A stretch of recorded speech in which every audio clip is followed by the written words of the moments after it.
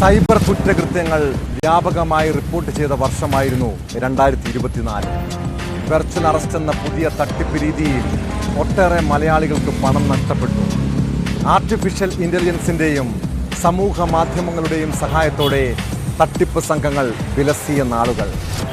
ഡോക്ടർമാർ മുതൽ വീട്ടമ്മമാർ വരെ നീണ്ടുപോകുന്ന ഇരകളുടെ പട്ടിക. ഗീവർഗീസ് മാർ കൂറിലോസ് മെത്രാപ്പൊലിത്തയെയും സംഗീത സംവിധായകൻ ജെറി അമൽദേവിനെയും സൈബർ സംഘങ്ങൾ കബളിപ്പിച്ചു. കൊച്ചിയിൽ ഒരു യുവതിയിൽ നിന്ന് 4 കോടി രൂപയാണ് ഇങ്ങനെ തട്ടിയെടുത്തത്. സൈബർ തട്ടിപ്പ് സംഘങ്ങളിൽ മലയാളി യുവാക്കളും ഉണ്ട് എന്നത് കേസിന്റെ ഗൗരവം വർദ്ധിപ്പിക്കുകയാണ്.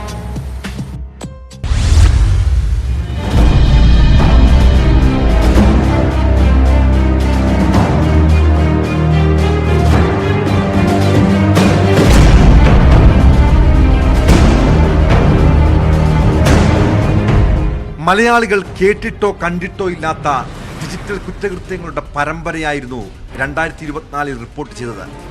ഫോൺ കോളുകൾ വഴിയും വാട്സാപ്പ്, ഇൻസ്റ്റഗ്രാം, ജിമെയിൽ പോലുള്ള പ്ലാറ്റ്ഫോമുകളിലൂടെയും സൈബർ സംഘങ്ങൾ കോടികൾ തട്ടിയെടുത്തു. രാജ്യത്ത് 2024 ഓരോ ദിവസവും ശരാശരി 60 കോടി രൂപയുടെ തട്ടിപ്പ് നടന്നുവെങ്കിൽ കേരളത്തിലെ കണക്കും ഞെട്ടിപ്പിക്കുന്നതാണ്.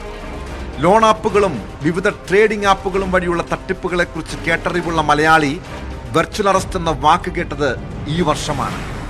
CBI, NIA, ED, reserve bank of India, narcotic control bureau തുടങ്ങിയ അന്വേഷണ ഏജൻസികളിൽ നിന്നുള്ള ഉദ്യോഗസ്ഥരായി ചമഞ്ഞ് തട്ടിപ്പുകാർ ഇരകളെ തേടിയിറങ്ങി. കുറ്റകൃത്യങ്ങൾ കെട്ടിച്ചമയ്ക്കുകയും വെർച്വൽ അറസ്റ്റാണെന്ന് പറഞ്ഞ് ഇരകളെ ഭയപ്പെടുത്തുകയും ചെയ്യുന്നതായിരുന്നു രീതി. ഒടുവിൽ കേസ് ഒത്തുതീർപ്പാക്കാനായി വലിയ തുക ആവശ്യപ്പെടുകയും ചെയ്യും. ഇങ്ങനെ ആലപ്പുഴയിലെ ഡോക്ടറിൽ നിന്ന് 7 കോടിയും കൊച്ചിയിലെ യുവതിയിൽ നിന്ന് 4 കോടിയും തട്ടിയെടുത്തു. ഗീവർഗീസ് മാർ കൂറിലോസ് മെത്രാപ്പൊലിത്തയെയും സംഗീത സംവിധായകൻ ജെറി അമൽദേവിനെയും സൈബർ സംഘങ്ങൾ കബളിപ്പിച്ചത് ഡിജിറ്റൽ അറസ്റ്റിന്റെ പേരിലാണ്. മുംബൈ സൈബർ വിഭാഗം, CBI എന്നീ ഏജൻസികളിൽ നിന്ന് വിശ്വസിപ്പിച്ചാണ് ഗീവർഗീസ് മാർ കൂറിലോസിൽ നിന്നും 15 ലക്ഷം രൂപ തട്ടിയെടുത്തത്. സംഗീത സംവിധായകൻ ജെറി അമൽദേവിൽ നിന്ന് CBI ഉദ്യോഗസ്ഥർ ചമഞ്ഞ് പണം തട്ടിയെടുക്കാൻ ശ്രമമുണ്ടായെങ്കിലും ബാങ്ക് ഉദ്യോഗസ്ഥരുടെ ഇടപെടൽ നിർണായകമായി. ഈ കേസുകളിലെല്ലാം പ്രതികളിലേക്ക് എത്താൻ പോലും പോലീസിന് കഴിഞ്ഞിട്ടില്ല. Crypto currency, bitcoin, stock market എന്നിവയിലൂടെ നിരവധി പേരാണ് തട്ടിപ്പിന് ഇരകളായത്. ഫ്ലിപ്കാർട്ട്, ആമസോൺ പോലെയുള്ള പ്ലാറ്റ്ഫോമുകളിലും തട്ടിപ്പ് നടക്കുന്നതായി കണ്ടെത്തിയിട്ടുണ്ട്. മ്യാൻമാർ, കംബോഡിയ, ലാവോസ് തുടങ്ങിയ ഏഷ്യൻ രാജ്യങ്ങളിലെ സംഘടിതമായ കേന്ദ്രങ്ങളാണ് ഇത്തരം തട്ടിപ്പുകളുടെ ഉറവിടം.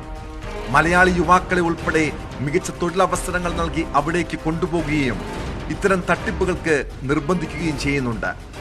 സൈബർ തട്ടിപ്പുകൾ വ്യാപകമായതോടെ സർക്കാർ കടുത്ത നടപടികളുമായി രംഗത്തെത്തി.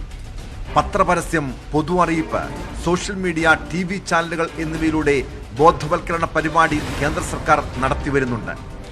ഓരോ തട്ടിപ്പുകളെക്കുറിച്ചും ബോധവൽക്കരണം നൽകുമ്പോഴും സൈബർ സംഘങ്ങൾ പുതിയ രീതികൾ പരീക്ഷിക്കുന്നതാണ് മറ്റൊരു വെല്ലുവിളി.